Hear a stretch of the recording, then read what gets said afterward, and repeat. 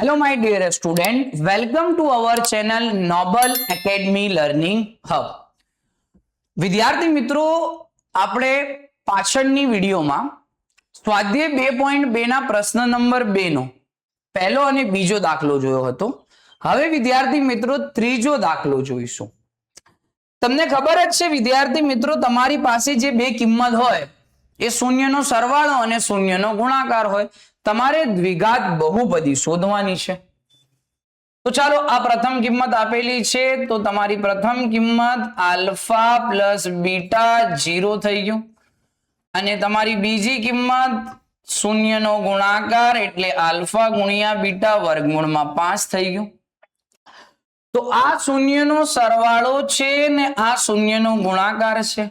હવે દ્વિઘાત બહુપદી શોધવા માટે સૂત્ર P of x બરાબર k કૌંસમાં x નો વર્ગ minus alpha plus beta x plus alpha ગુણ્યા બીટા કૌંસ પૂરું.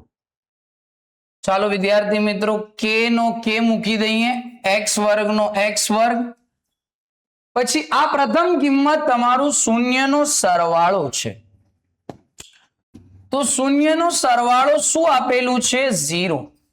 તો ચાલો 0 મૂકીએ, તો 0 ગુણ્યા x આવી ગયો. પછી આલ્ફા ગુણ્યા બીટા, તો વિદ્યાર્થી મિત્રો આલ્ફા ગુણ્યા બીટાની કિંમત શું આપેલી છે? વર્ગમૂળમાં 5 આપેલી છે. તો ચાલો વર્ગમૂળમાં 5 મૂકી દઈએ.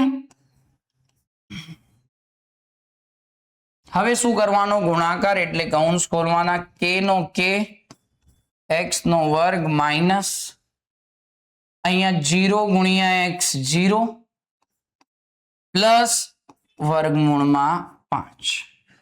હવે અહીંયા 0 તો મૂકવાનો નહીં વિદ્યાર્થી મિત્રો, પ્લસ માઇનસ કરીએ તો શું વધ્યું? k નો k x નો વર્ગ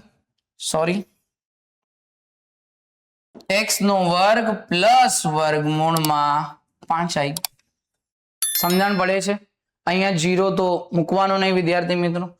તો આ જે તમારો જવાબ આવી ગયો, P of x બરાબર x નો વર્ગ પ્લસ વર્ગમૂળમાં 5 k નોટ ઇક્વલ ટુ 0 મૂકવાનું ભૂલતા નહીં. સમજણ પડે છે? તો આ છે તમારો દાખલા નંબર 3. હવે આગળ જોઈશું દાખલા નંબર 4. એક એક આપેલું છે. તો વિદ્યાર્થી મિત્રો એક એક આપેલું છે એટલે પ્રથમ જે છે એ શૂન્યનો સરવાળો છે.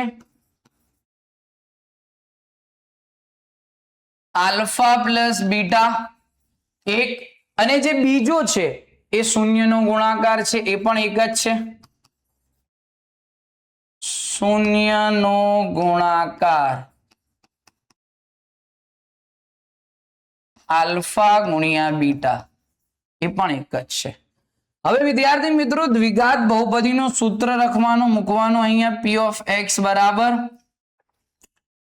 k x વર્ગ minus alpha plus beta x plus alpha ગુણ્યા બીટા. ચાલો, તો હવે k નો k x નો વર્ગ માઇનસ નો માઇનસ કિંમત મૂકીએ. હવે વિદ્યાર્થી મિત્રો તમને આલ્ફા પ્લસ બીટા શું આપેલું છે? 1. તો અહીંયા કિંમત 1 મૂકવાનો અને ગુણાકાર કોની સાથે કરવાનો? x ની સાથે.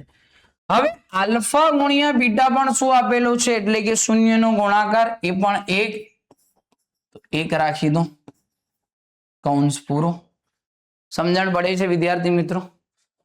તો હવે k નો k x નો વર્ગ માઇનસ 1 ગુણ્યા x થઈ જશે, અને કૌંસ ખોલતા પ્લસ 1 થઈ જશે.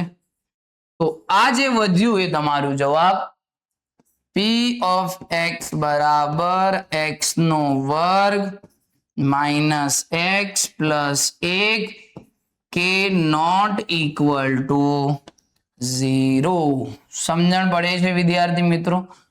તો અહીંયા તમારો ત્રીજો અને ચોથો દાખલો પણ પૂર્ણ થાય છે.